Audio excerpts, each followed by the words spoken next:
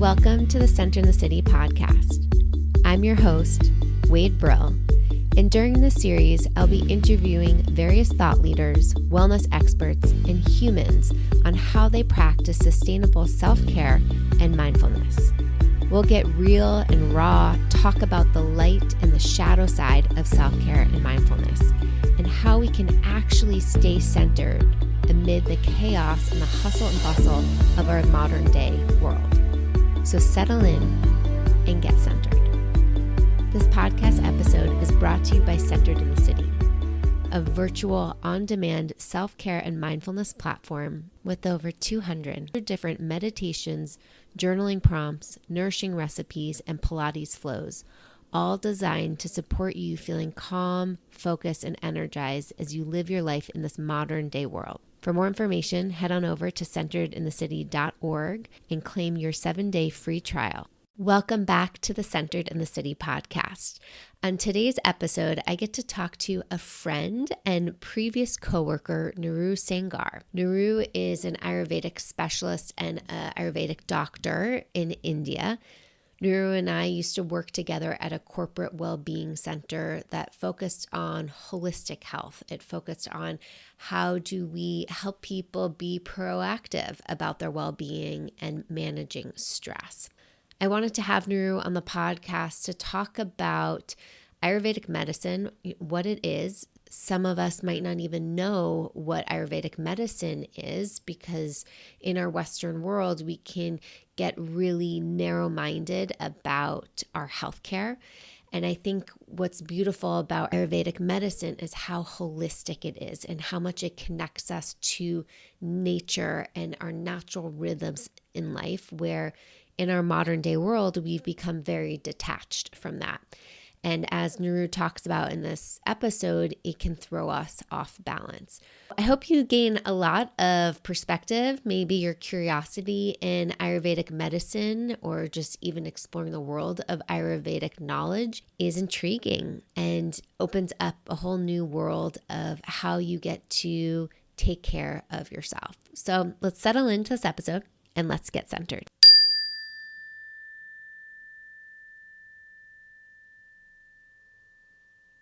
Welcome to the Centered in the City podcast, Neeru. Thank you so much, Wade. Thank you so much for inviting on this podcast and giving me opportunity to share my thoughts with your listeners. I am so honored to have you because I know you personally and have seen you in work mode and know how much value and wisdom you have to share. So this is going to be a good one. I want to kick us off by having you share with us, like, what's one of your favorite practices or rituals that you do for yourself, for your well-being on a daily basis? So my favorite ritual is when I wake up in the morning, I'm not just jumping out of the bed or looking at my phone. I'm just taking a few minutes and take a deep breath and just think about something positive. So I wake up this morning and I thought that I'm thankful to God that I'm healthy. I don't feel any pain in my body and I'm relaxed. So anything. So it's depend from day to day, what the positive thoughts that I would like to focus on. So that's a favorite part. So I'm not starting my day in anxiety, like, okay, I have this thing, I need to finish this. I love that. That's similar to a practice that I do. I call it ground my feet in gratitude. And it's just taking that moment the second you get out of bed for me to put my feet on the ground and think about 3 things that I'm grateful for. And so I love what you're sharing of just like think about one positive aspect. So just even that sense of, wow, my body feels healthy today. And what a gift that is because we don't really celebrate that until we've been sick or have an injury or have an illness that we're then like, oh my God, I wish I was better. But to just Yeah. really savor those moments where we feel good. Yeah. So as a human being, I think we are hardwired to focus on a bigger things, and which is not very good for us. I think we should actually appreciate these small little things happening in our day to day. Sometime I heard people, okay, I'm not happy in my job right now. I wanted this promotion and it didn't happen. But I was like, do you know there are so many people right now getting laid off from their job, and you have that job. You should appreciate this every morning rather than thinking about, oh, I didn't get this promotion that you were expecting. I know people do work hard for that, these kind of things, but we should not forget these small little things. And yes, means it's totally make a difference. Once you start this practice, you will notice how it's changing your life.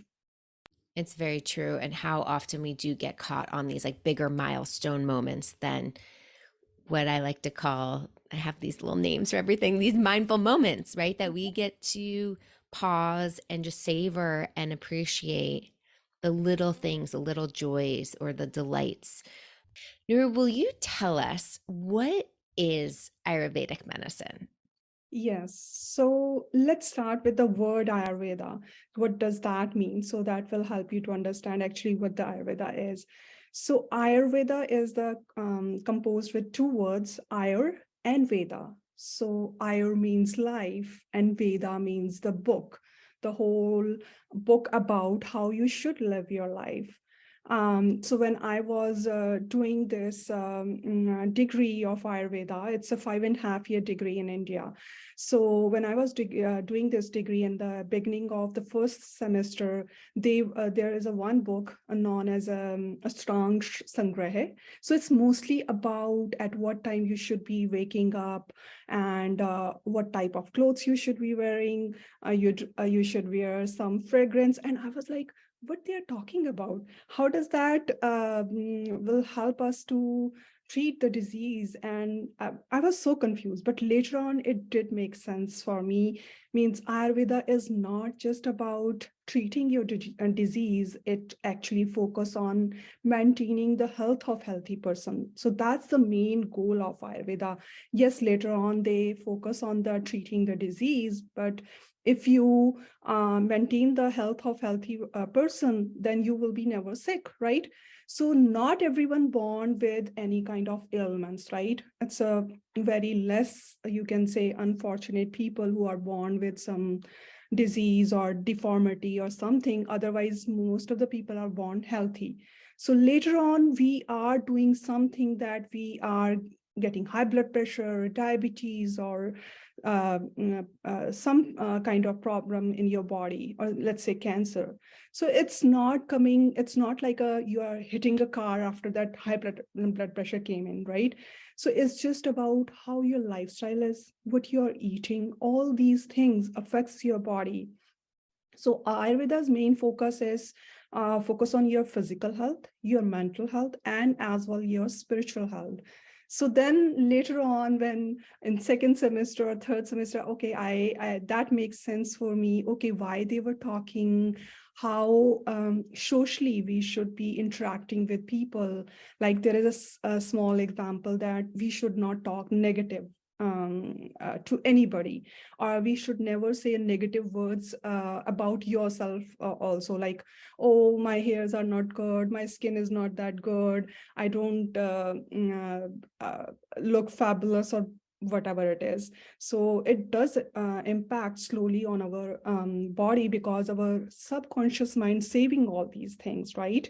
And slowly it's building up in your mind, and it can lead to depression also. So we don't focus on these small little things, but Ayurveda help us to understand why we should be focusing each and small little thing in our day-to-day life, so that it can help us to stop to get into a bigger problem, any kind of ailments. So one simple example is, like I was talking, waking up in the morning and not jumping out of the bed and just grabbing my phone or looking at my schedule. Okay, what's going on today? So just doing that, you can have a high blood pressure thing. And it's not, I'm just saying, it's a practical thing with a lot of my clients. So what happens when you are waking up in the morning and looking at your schedule, or let's say reading some news on your phone, scrolling down and seeing, oh, this gun shooting happened. So you are triggering in your mind that anxiety, which you don't know, and it's to slowly start building up. And it's not happening in one day; it's happening like over the years, and slowly you have this high blood pressure. So people just focus on, okay, right now, I have. If you go to the doctor, they just tell you, okay, decrease your salt level or do some exercise or something. They never go back and check about what triggered that thing. Then they will never ask you, okay, tell me what's your daily routine is. Did ever any doctor ask you that? No. They will just focus, you have high blood pressure, do this and take this medicine. That's it. That's not the Ayurveda is. Ayurveda is all about going deep into the root cause and then figuring out, okay, what would be the best practice or herb for you that you can do, and you can manage your high blood pressure. So that's the beauty about Ayurveda is it's focused on every aspect of your life. It's not just one thing. So like yoga and meditation is also a part of Ayurveda. So it's focusing how you're connecting your mind to your body. And also the meditation is taking care of your spiritual health. So which is not a part of any other medicines. So just Ayurveda focus on that thing. It's not just if someone is coming to me, I'm just telling them, okay, take this herb and take it for like 15 days and then come back to me. It's not like that.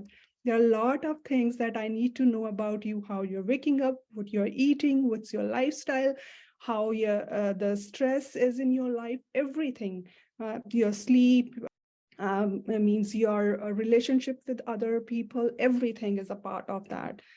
Thank you for explaining that because it is so beautiful how holistic it is. In our Western medical world, you have a boo boo, right? Let's put some like cream on top of that and put a band aid over it, right? But not going to the root of where did that boo boo come from and really understanding. I especially love how not only is it mental health brought in, but like spiritual. And I think in our Western cultures, we've lost that spiritual connection and how much a part of our human well being that actually is. I'm curious. You're saying that Ayurvedic is about, this life book, right? So these are the things you should be doing. These are the practices and the regimens to be following. And I talk a lot about untangling from the shoulds of society because I think a lot of the time, especially with social media, we can see like influencers and we can see entrepreneurs doing their morning routine. And there's this message that my morning routine needs to look like this. I need to be getting up at 5:30 in the morning. I need to be taking a cold shower. I need to be meditating. I need to be reading. I need to be moving my body.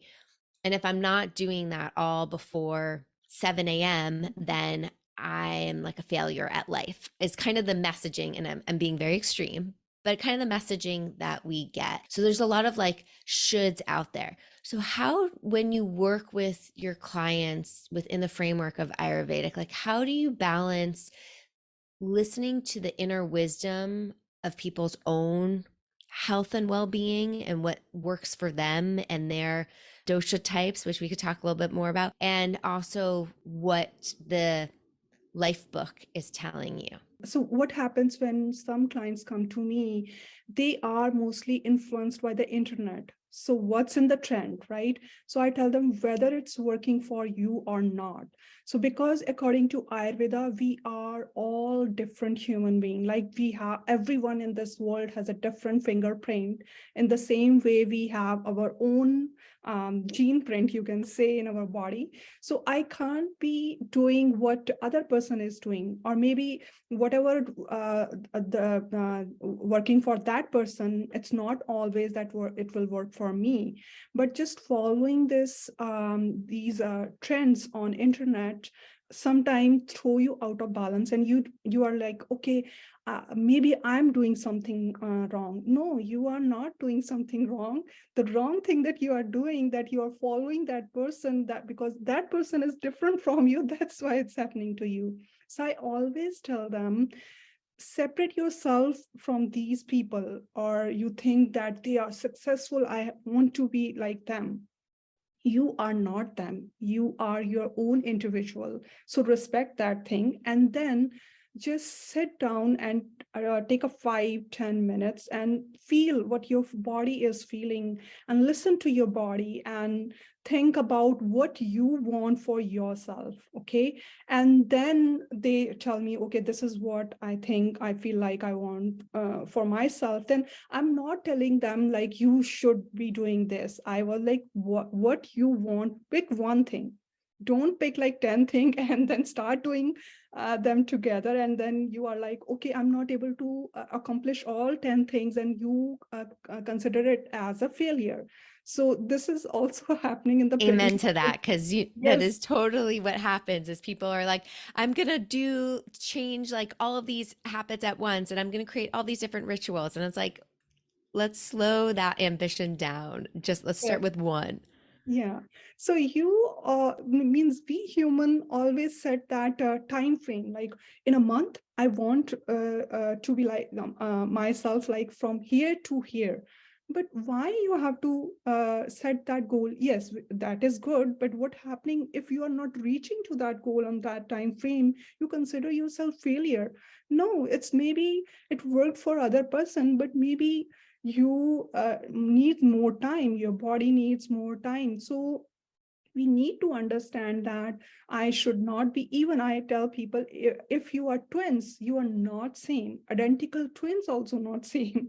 mean Means simple example is your identical twin may be digesting some food very easily, and then you are eating the same food, you're not able to digest it. Why it's happening? It's the same food, there is no difference. So understand, rather than getting mad on that thing that why I'm not digesting same food, just understand yourself. Your body is rejecting that food, it means you need something different, rather than beating yourself up like, oh, maybe something wrong with me. No, nothing is wrong with you. So we need to connect with our bodies, because we are not taking that moment. We are connecting with internet, we are connecting with social media or all other thing, but we never gave ourselves to connect with ourselves. So Ah, we need that moment. Naru, you're like making my heart explode, because yes, like that is part of the mission with Centered in the City and my membership community is taking that time to pause, to connect to self. And how can we build rituals in our lives that help us pause and connect to self? Because when we do hear and feel ourselves, just like you said, we're getting this like wisdom that helps us then understand our health and our well-being on a whole other level, because we are not one size fits all. Yes. A funny thing, like I used to get requests all the time of, can I just get a meal plan? Can I just get da, da, da? And I'm like, what works for me is not what's going to work for you, right? And so understanding nutrition and listening to our own body and how we process things and what it craves is huge. I'm curious, like when you work with your clients and thinking about food, like what kind of food is typically like this month at Center of the City, we're exploring this grounding energy. And so I'm curious, like what type of food has a lot of grounding qualities within Ayurvedic wisdom? So let me start with this thing. So Ayurveda main base is working on 5 elements, which is earth, air, water, fire, and space. So the all the grounding things are it's very easy to understand. So what's the grounding? Ground is related to earth. So whatever the food you are eating, if they have earth element, if they have little sweetness in it, so it help you to feel more grounded. Like cinnamon, it's a little woody if you're touching it, right? So it has that heavy earth element, and it's had a little sweetness also. So it's not sweet like sugar, but the smell, all those things, that's a sweetness in it. So it help you to more grounding, little warm thing, anything not hot spicy, warm things. So that will help you in So grounding. like ginger, Yes. So turmeric. yes, and it all I also always tell my clients like quantity matters a lot.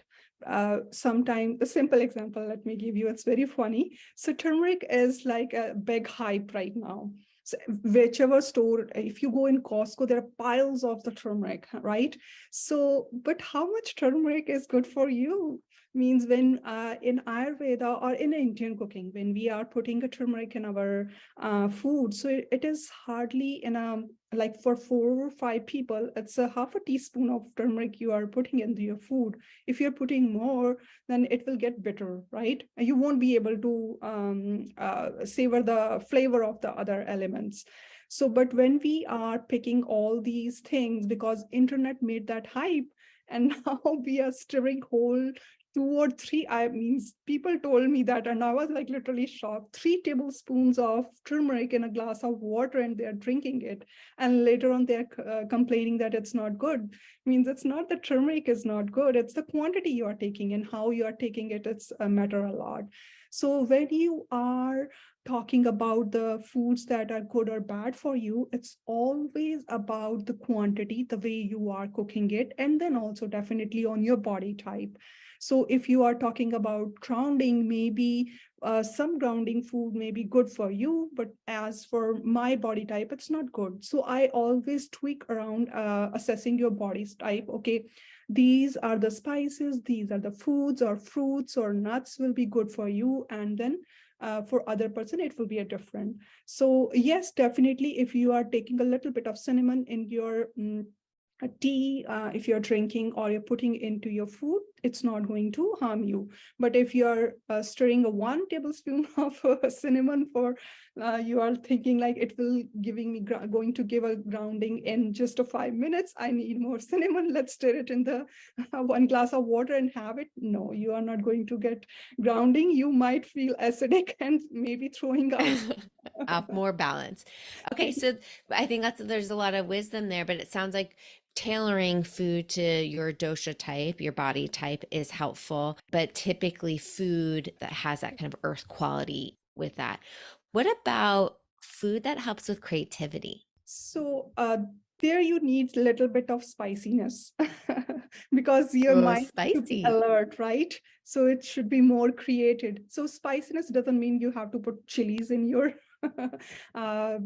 food, lot of chilies. Yes, you can put a little bit of whatever the green chilies if you like, or also the tolerance level different for every person. So always listen to your body, because I tell people I can just assess your needs of your body, whatever you are telling me. But sometimes you might miss some points, right? So I tell them, listen to your body. Don't just go whatever I'm saying. If I'm saying, okay, you need a spicy food, but listen how much spicy food. Your stomach is going to tell you immediately. If you're eating too much, it's going to tell you. So just don't go by the words like she said, need a spiciness, I'm going to eat spices, doesn't matter what my stomach is saying. So yes, little spiciness with your ginger or black pepper, it will help you to be more creative, because you need that alertness in your mind to be a creative. And again, I tell people our body is synchronized with this nature. So it's always work. Like if you are confused, what should I be doing? Just give yourself few minutes and connect with nature and see what's happening around you. So simple example, spring is going to be here soon, and you can, if you go outside, even if it's a cold, but still you can see little birds are coming out, right? Leaves are not there, but the budding has been started. So it's saying, telling you that there is an energy flow is going in the nature, right? And you can see in the spring all beautiful flowers and all the new leaves and everything, right? The same thing is happening in our body also. Still we need energy, but our body needs to be stable also. Means we were having a very sweet and heavy fat foods in winter, but now we don't need that, because now your body need to be focused on changing your whole your digestion, your how should I say, we usually say that your body is creating a new blood during this time. Yeah. So it's a lot of changes is happening in your body. If you are taxing your body with all those heavy foods, then your body is going to throw out of balance. So have something cooked but very easy to digest food for yourself, as well as energetic food also. So, and also I tell people to focus on what's in the season. Our body is designed for whatever the nature is going in that season. It will thrive on that thing, not on the fancy food that's coming in the market, very expensive, from third world country, and you think like, oh, that's expensive, it should be nutritious also. No, it's not like that. So eat whatever growing locally and whatever in that season is. These days it's very confusing to find what's in the season is, because doesn't matter which season is, you can find cucumbers all over the season, but cucumber is a vegetable for a summer, right? So we need that, I think. And now, because of all this technology and everything, all this shipping from everywhere in the world, we are finding all these fancy fruits or foods in our markets, and it's very hard for us to understand which is in the season or not. So I always connect with people and ask them, okay, you live here, you are born here, you tell me what's in the season. Right. Yeah, if you are eating that, you are getting your all energy, and it will never throw you out of balance. So it sounds like because of our modern world, we, especially in North America, where we have access to a lot of fruits and vegetables, the same types all year round, how when we eat out of seasonality, how it can kind of throw our bodies off, and how Yeah. that's part of intuitively listening in of like, oh, it's summertime, it's berries, or it's springtime, lots of lettuce and asparagus and the things Yes. that are just starting to sprout and grow. Okay, I'm curious to learn how we can connect the energetics around food, because I think this is really helpful when we're at the grocery store and we're looking around and we have so many options. Like, how do we get to nourish ourselves? All about your body type. Means if you are eating according to your body type, if you are eating locally fresh fruits or food grown in your area, you will be in the balance. Means everything will be balanced. Means whether it's a confidence, whether it's a creativity, or whether it's anything you can name it, means it will automatically in the balance. You don't have to focus on one specific area, like I want this thing today, I need this creativity today, what food I should be eating today. When you are eating according to your body type, it will be already in that balance. You don't need anything extra for that. Yes, for creativity, I will say that I will suggest do some yoga, because when you are doing yoga, it's connecting your mind and body, and it will help you to find that balance, and you will be more creative. The blood circulation is going in your body, and then everything in the balance, your breath is in the balance, and you will be more creative, because when you are creative, your brain needs more blood circulation than regular. So when we are sitting on the desk whole day and looking at my laptop, that's decreasing your creativity, it's not increasing your creativity. So I suggest usually people, when they are working in the IT companies, I tell them after every hour, if not every hour, after every 2 hours, take like a 5 minute pause or 10-minute pause, and take some deep breaths. Or if you have a time, take like 5 to 10 minutes to do some stretches or some yoga poses. It will help you to focus more, rather than just sitting on the looking at the laptop and thinking, okay, why my brain is not working? Because it doesn't have that oxygen and blood circulation to work or focus. So just doing that 5-10 minute things will help you to be more creative. So all those are not very big things. Sitting on your chair, you can do it, right? So you have to find what works best for you, and it will help you to get there. What would you recommend for people who are in North American Western culture? How do they get their foot in the door, or start to explore the world of Ayurvedic medicine and how that could support maybe the support that they're getting within their Western medicine world? They can find it College of Ayurveda of California, I think. And they might have a lot of Ayurvedic specialists there.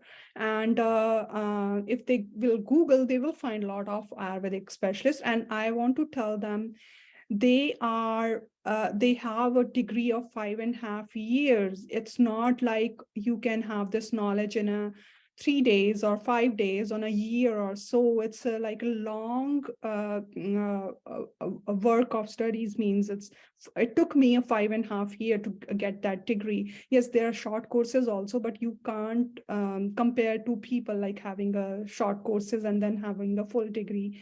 So Well, you have, just to clarify, like you are considered a doctor in India yes, because of your studies and because of your expertise in this area. So I think yes. that's really important to emphasize that if you do Google somebody, that it's not just they've taken an Ayurvedic course one weekend or for 6 months, but they've actually have a more comprehensive medical background in it.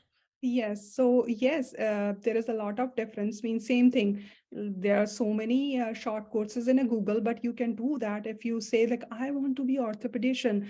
I will do this like 2 month course and then I will be orthopedician. No, that's not possible in any way. You might get some exercise and tell people, oh, if you have a knee pain, you can do this exercise, but you can't operate on their knee, right?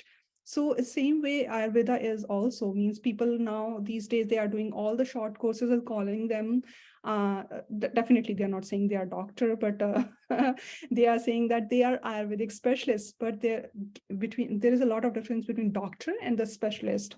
So when I did my degree, it took me 5.5 year, and I'm registered and certified doctor in my back in India, and anyone can check that. So yes, so because we are not licensed here to practice a medicine, but that's a whole different thing. But my goal is always tell people the beauty of the Ayurveda is that we can stop disease before it will happen in your body.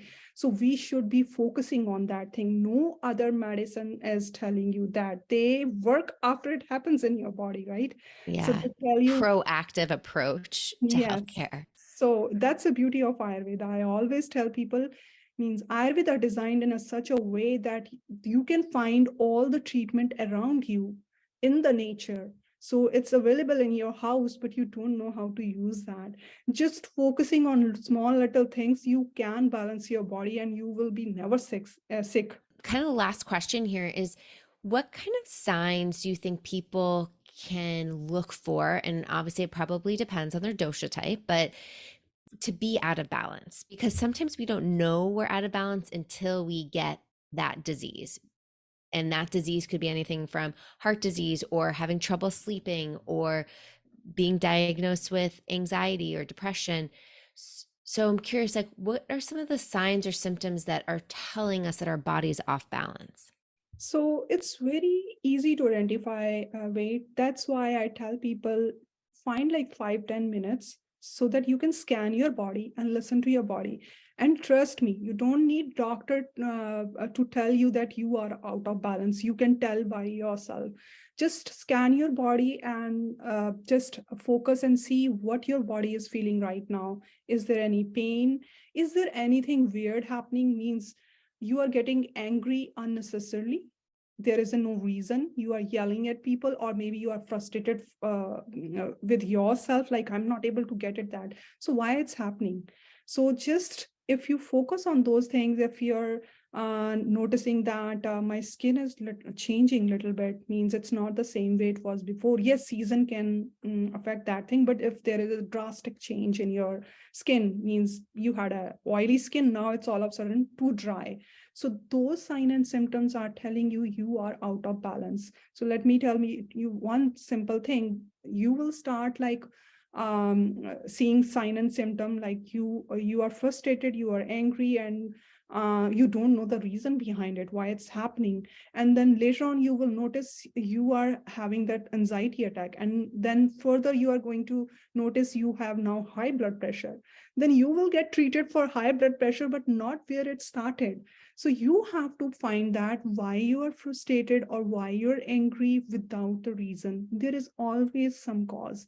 It's not like it's some you don't know what's happening. You always know what's happening, but you are the person who has to identify that. I love that picture you're painting for us. And a lot of, I think in our culture, we tag it to just stress. But stress is such a big category in our world. And so to get quiet and to really think about, okay, well, what is underneath the stress? Is it because there's tension or disalignment within a relationship, or how you're living your values, or how you're spending your time, right? So to get quiet, to understand, and then notice where that stress is and how harmful stress is on our holistic health. Neeru, I could keep geeking out with you about holistic health all day long. Where can people learn more about you or just stay connected if they have follow-up questions? So they can connect me on my LinkedIn profile. So it's my first name and last name. They can search me on the LinkedIn. They can find me there. Thank you for being here. Thank you so much. Thanks so much for listening to the Centered in the City podcast. It would mean the world to me if you paused and took a moment to rate and review this podcast, or maybe even share this episode with somebody in your life that is curious about Ayurvedic medicine, holistic living, nourishment, nutrition, mindfulness, somebody you want to geek out with and share all the goodies that were talked about in today's episode. And until next time, stay centered.